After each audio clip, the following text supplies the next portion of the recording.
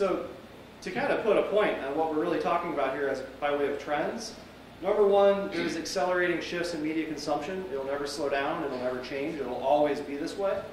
Number two, it's compounded by price pressure in traditional media. The stuff that used to work not only doesn't work the same, but it's also more expensive than it used to be. Number three, we've got fleeting consumer attention. Just during the course of this first part of the presentation, you've already changed your attention between screens probably 40 times, which is part of what we deal with as a marketer. And then number four, AI is determining what we see more so and more so as everything becomes more and more digitized. So our call to arms, and really our view on what marketing looks like in the future, is that it must be incredibly smart to know exactly who we need to talk to understand what's going on in their life, what's going on in their life related to that product, related to that brand, related to that service. How can we intersect with their life versus interrupt it in a way that's relevant? And we need to do this at scale for clients that rely on billions of dollars in sales, which is billions and billions upon dollars in transactions. So we need to do it person by person at a massive scale. So really, what the enablement of data and technology create is our opportunity as marketers to imagine marketing as a one-to-one conversation with people, which is, kind of a good way to think about bringing the future to the industry. So if you had the opportunity to sit at a dining room table with 7 other people who you wanted to convince to buy your product, you would probably talk to them in 7 different ways. Rather than having the ability to interact face-to-face via conversation, we can use creative messaging that we offer out to them and we invite them to participate in. And then their interaction to that creative messaging, whether it's ignoring it and avoiding it, or whether it's leaning into it and engaging with it or interacting with it, that then becomes an indicator for us to have the next point of the conversation be another creative message. So those creative messages that we send out there through media channels, and the interaction or not, from a consumer standpoint, creates this opportunity to have this robust conversation with people that move them closer and closer to the decision that we ultimately want them to make, which is to shop with our clients for their brands and services. So now what we'd like to do is we'd like to offer a client case study that brings to life what we explored through those trends in the first part of this presentation. And we talked a few times about shoes, so we thought it would be fitting to stick with the shoe client, which is Famous Footwear. Famous Footwear is a client of ours, and they've been a client since 2012, so we've been working with them for a good 7 years at this point. They're part of a publicly traded company called Caleres, which has not only the retail part of the equation, but they also make and manufacture shoes as well, sold through Famous Footwear and other shoe retail outlets. They're about almost a $3 billion company with a really wide footprint, 1,000 stores across all 50 states and internationally. They are both a national advertiser, as in they advertise across the United States, as well as a local advertiser, so there are some key priority markets that we do marketing in for them. And they have both a brick and mortar business, which is the physical locations, and a growingly important e-commerce business. Now, when Famous Footwear came to us, they were really, by definition, a very traditional marketer. This is what their spend allocation by channel looked like through the lens of a pie chart. So this big red slice down here is television advertising. This is very traditional television advertising. Nothing data infused like Dan was talking about. It's just good old age and sex demographic targeting where we're going after women 25 to 54 with a one-size-fits-all message.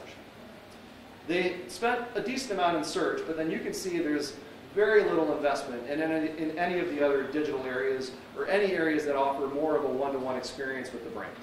So this is what they looked like by way of marketing mix.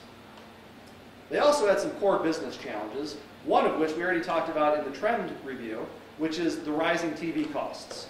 Because they spend $20, $30 million, upwards of that every single year in television media, and because television media costs are increasing 5, 10, 15% every year, it's just an impossible tale for them to chase and catch up to when it means trying to match what they did last year and be just as effective with it. So they really just got fed up with playing the game of this inflationary TV cost dynamic. The next one was because they were playing this game, they were actually only advertising in the back-to-school season, which is the period between July and September, when most people are going back to middle school, high school, and college, which is a big sales period for them, or in holiday, which is really the November-December period. So they were only really live 5 periods or 5 months out of the year, when obviously people have a need for shoes, maybe not that high of a need, but they have a need for shoes year-round. The third one is that they were really just failing with a younger demographic. Their audience was what we call aging up. Year over year, as we look through syndicated data, as we look through their rewards database, they were really getting older and older and older, which as a marketer, some marketers will view it as an opportunity if their business plan is fit for that, but this particular marketer didn't see it as an opportunity because a lot of the money spent is really spent among a younger demographic when it comes to buying footwear. So they had to do better with a younger audience. And then finally, e-commerce. They were really just getting their lunch eaten by some other companies, specifically Amazon and Zappos, which was bought by Amazon, who just had a much better, much more fluid, much more relevant e-commerce experience that brought the same kind of shoes our client was selling in a much quicker, easier, more convenient way to the consumer buying online. So these are pretty big, fundamental business problems that we, as their marketing partner, were trying to help them solve. So we want to kind of take you behind the scenes and let you look behind the curtain to show you a few of the things that we did related to the trends to help them meet this client challenge head on. Yeah, so the first thing we did was to take a fresh look at their target audience. So as Ryan mentioned, it was aging out. We had to get better with the younger consumer. So we took a hard look, really looking at some broader category information, but also diving into their specific customer database and understanding best customers. And so what we found out is that we were able to identify a client or a customer. We called them the Thriver. And one of the things that made them a high-value customer is that they shop 3 times more often than the average shoe shopper. So that helped us laser in on sort of the frequency component of this target. And in addition to that, we also found that when they do shop, they spend on average 2 times more than the average shoe shopper. So the combination of frequency and monetary value really drove us to this customer as our new priority audience. So we did the same thing that we talked about in the previous section through the data onboarding and the activation of first-party data. They were existing customers in their CRM database. We got them out based on how often they buy and how much they spend when they do buy. Got them in the LiveRamp for the anonymization and the digitized matching into the DMP so that we could then deploy and activate through all of our digital and digitized touch points, which enable that more one-to-one communication. And then what we want to make sure we're doing is now that we understand the best customer, we also can do a process that we call modeling, and we can model out to find other people that look just like that best customer, but who aren't yet shopping at Famous Footwear. So those are really high-value target opportunities for us to go after from a marketing perspective, to invite those people to come experience the brand and what the brand has to offer by way of buying their shoes and shopping their stores. So that's an important part of the equation. We take that seed audience, we talk to them specifically and addressably, but then we also talk to other people that look like them. And really, when we talk to them, because of all this digitization, because of all the data available that Dan talked about, we have the opportunity through that data lens to understand specifically what they're shopping for and what they're passionate about. So what are they trying to accomplish in their life?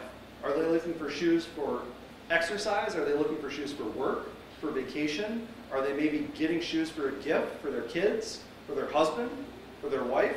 How do we think about who they're shopping for and really what kind of a shoe? And then specific brands. There are specific brands out there that have a passionate following. So it's important for us to know what people think about the brands so that we can resonate with them by showing them the shoes that Famous Footwear sells that are going to match the passion points that they have. And then finally, we found just there was one category in particular that always has passion, which is boots specifically. And I'm not sure if that's a fad or a trend, but it is current as of now for the data set that we have. So it's really important to not just know the best customer and find people that look like them, but also understand what they care about and what they're shopping for. And then the way to bring that to life through digitization is through a process that we call dynamic creative, where we are capable now and able to match the exact correct message based on all of that data with the person that has those feelings and those needs in real time. So as people come into a video ad or an audio ad experience or a display ad or a social ad, we have the ability to use those data signals and then show them something specifically to one of those things that we gleaned that is more relevant to them than a one-size-fits-all message. So this is really where data and technology come to life with user experience to try to speak relevantly to the people based on where they're at. One of the other things that we saw as an opportunity and we addressed as a challenge was these big red upticks in sales on this graphic. These are the two periods that they advertise throughout the year. So this is the back-to-school season and then the holiday season. But as we talked about, there are still spring, summer, and fall, what we call shoulder seasons, that are full of 75 million shoppers, 35 million shoppers, respectively, that we wanted to talk to. So we used digital approaches, specifically search, social, digital audio, video, display, and native advertising, to invite these people, these blue people who are shopping throughout the year, to come buy the shoes at Famous, shop Famous, experience the brands that Famous has to offer. And, as you can imagine, because we're sharing it with you, this is a very successful case story. The results are very positive. In fact, since we've been working with them, they have had multiple years of record-setting revenue. Their number one competitor that they used to really stay up at night worrying about was a company called Payless Footwear. And Payless actually just recently filed for bankruptcy, not the restructuring kind of bankruptcy, but the full liquidation kind of bankruptcy. And it's kind of sick in business that we celebrate things like that. But when it comes to our clients and their ability to win over time, one of the best ways to do it is to put other competitors off the map. So we've got a lot of good numbers in here about 54% lift in e-commerce sales, which is one of their pain points. A really good return on investment through some modeling that we did. We were able to understand that we took the spending that we were managing and we drove a 157% margin adjusted return on investment, which is better than you can do when you're just putting it in checking or putting it in the stock market. So that's a very good thing for businesses that are publicly traded like Caleres and Famous Footwear. So these are all really good proofs of concepts that the way of marketing and marketing's future is not only where things are going, but if done correctly, where things can be now, as demonstrated through client success like this with Famous Footwear. So at this point, we'd like to open it up for any questions from the audience. Okay. Is there an effective media playbook for reaching and engaging a target? So the question is there an effective media playbook for engaging and reaching a target? Really any target. And the answer is no. The opportunity is totally dependent on the brand, totally dependent on what that brand sells, what their equity is, what the perception of that brand is in the marketplace. It's also dependent on what the competition of that brand is saying and doing and showing out there, and how people perceive that competition.